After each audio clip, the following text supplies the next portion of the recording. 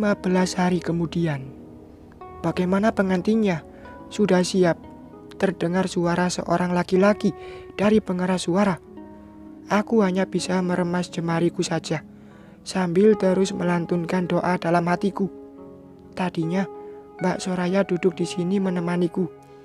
Hanya saja tadi aku memintanya keluar, meminta waktu sebentar untuk sendirian di kamar ini. Mbak mengerti, Zia. Kau pasti gugup. Itu wajar. Setiap pengantin wanita akan mengalaminya, ucap Mbak Soraya sebelum meninggalkanku. Di luar mulai terdengar ritual akad nikah yang akan segera digelar. Tak bisa kupungkiri, hatiku sangat cemas saat ini. Kecemasanku bukan tanpa alasan. Pria yang malam itu melecehkanku dalam beberapa menit lagi akan mengubah statusnya menjadi suamiku. Ya Tuhan, mampukah aku menjalani kehidupan pernikahan ini kelak dengan bayang-bayang peristiwa malam itu yang terus-menerus menghantui pikiranku. Hari ini adalah hari pernikahan kami. Sejak tadi, asisten terbaik Mbak Soraya sudah meriasku. Kebaya pengantin rancangan seorang desainer terkenal sudah melekat di tubuhku. Semua terlihat sempurna. Hanya batinku saja yang masih belum. Suara Mas Rangga mengucap ijab kabul terdengar jelas, membuat hatiku semakin gelisah. Sah, kalimat itu terdengar keras dari mikrofon.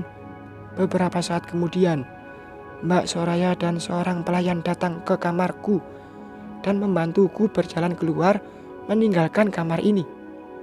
Ayo Zia, akad nikahnya sudah selesai. Pengantin wanita kita akan keluar dan menandatangani surat nikahnya, canda Mbak Soraya. Kau masih gugup, tanyanya. Aku mengangguk belan. Iya Mbak, itu wajar.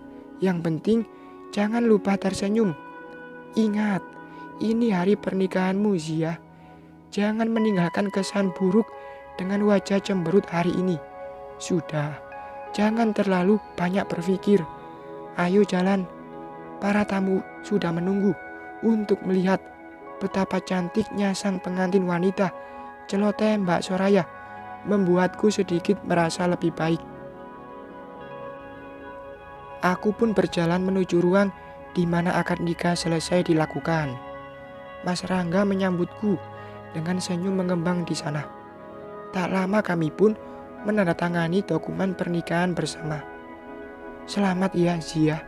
Kalimat dan nasihat penuh haru disampaikan Mbak Soraya dan Pak Lukman padaku, membuatku terisak.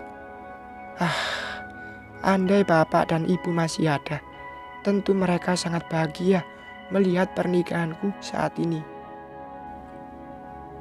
Pagi ini aku bangun sedikit terlambat.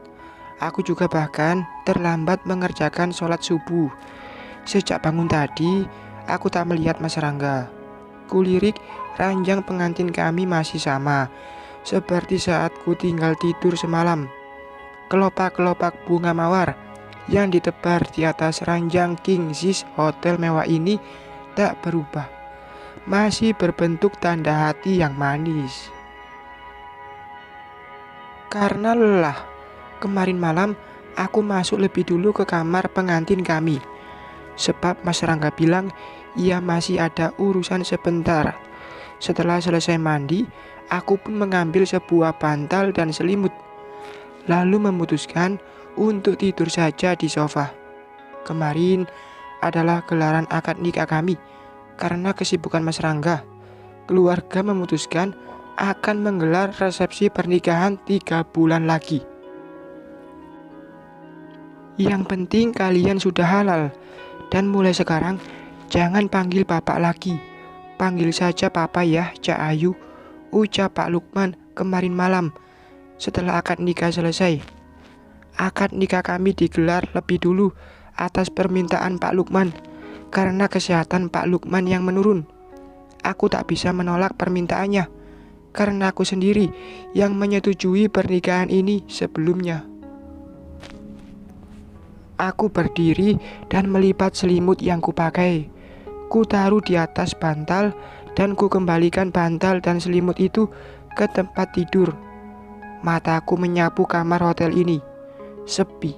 Aku mencari keberadaan lelaki yang baru saja menghalalkanku itu.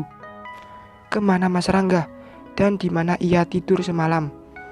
Aku berjalan menuju wastafel, mencuci wajah dan menggosok gigiku. Beberapa saat, ku tatap wajahku di cermin ini. Lihatlah dirimu, Zia. Sekarang kau sudah jadi istri seseorang, gumamku. Jangan berpikir ada ritual malam pertama. Tak terjadi hal seperti itu di kamar ini semalam, karena aku sudah bilang hal itu padanya sebelum akad nikah kemarin. Aku harap kau ingat janjimu, Mas.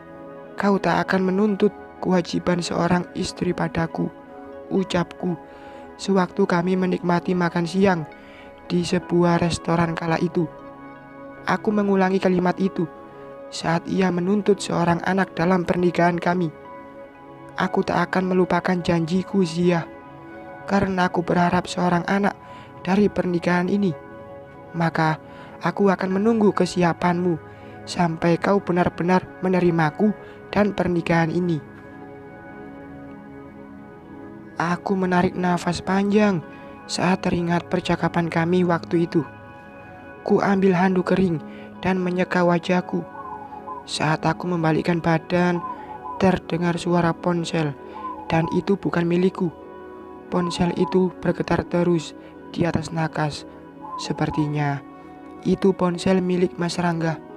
Tadinya ku abaikan saja, namun karena terus-menerus berbunyi, membuatku akhirnya mengambil ponsel itu. Sebuah nama tertera di layar pipi itu. Eliza, nama seorang wanita. Aku tak tahu. Tiba-tiba ada rasa sesak di dadaku ketika melihat nama itu. Aku mengedarkan pandanganku. Mas Rangga belum juga kembali. Sementara ponsel ini terus berbunyi. Karena takut itu telepon penting, aku pun memberanikan diri mengangkat teleponnya. Suara seorang wanita langsung menyambutku. Begitu lambang telepon hijau ini ku geser. Aku hanya diam saja, meskipun dadaku terasa sesak. "Bagaimana malam pengantinmu, sayang?" ucap wanita itu, terdengar manja dan refleks. Aku langsung mematikan sambungan teleponnya. Siapa wanita ini? Siapa Eliza? Dadaku semakin sesak. Rasanya sulit bernafas. Astaga, apakah saat ini aku sedang cemburu? Tidak, aku menepis anggapan itu jauh-jauh dariku. Untuk apa aku harus cemburu?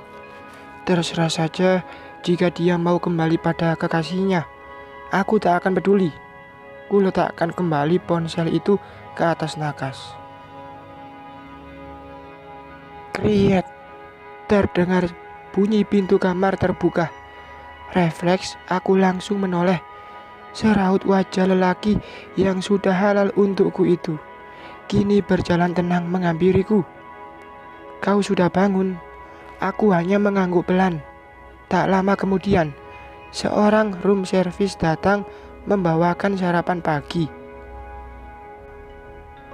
Aku sudah pesankan sarapan untukmu, ucapnya. Ia lalu membalikkan badan menuju ke kamar mandi. Aku masih terpaku saja melihatnya. Ku nyalakan televisi dan menikmati sarapan sepiring nasi goreng ini sambil menonton.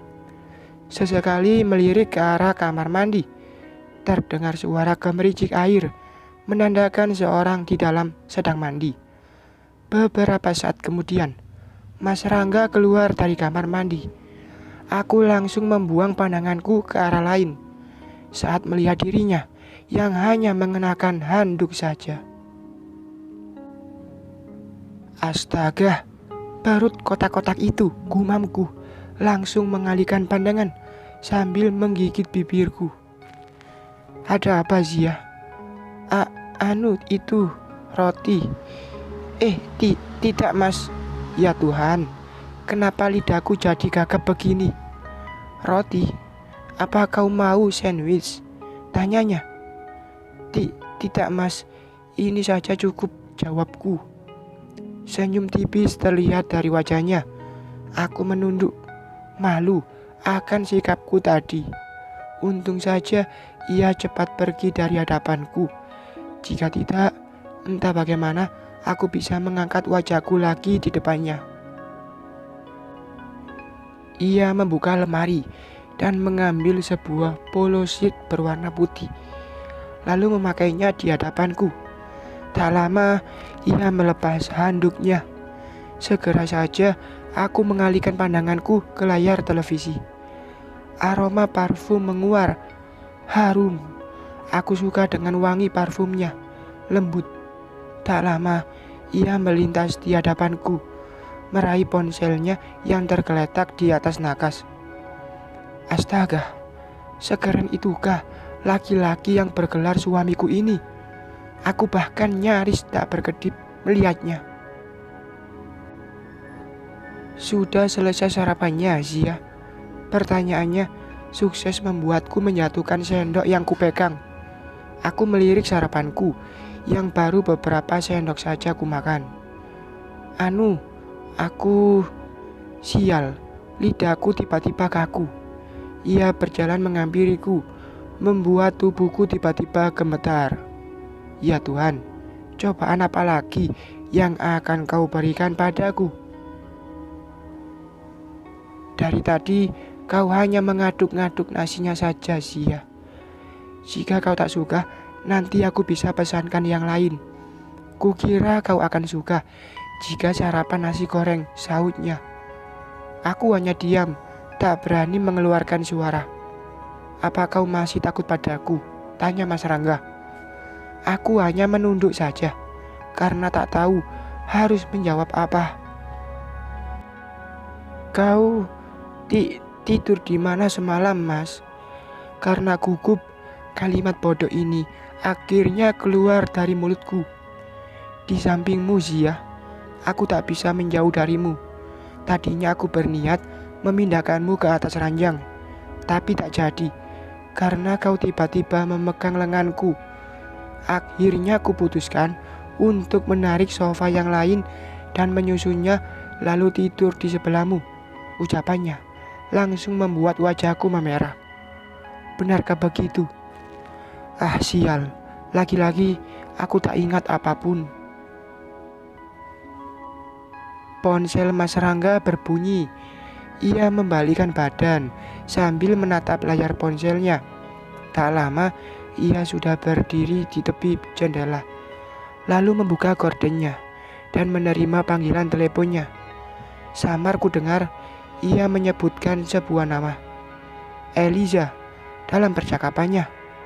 Eliza? Wanita itu lagi. Siapa dia? Sedekat apa hubungan mereka? Apa dia kekasih Mas Rangga? Aku meliriknya yang masih menelepon dengan perasaan yang tak menentu. Aku tak tahu kenapa hatiku merasa gelisah dan kesal. Ku letakkan sendok yang kupegang di atas piring. Ku tinggalkan saja ia dan masuk ke dalam kamar mandi. Bersambung.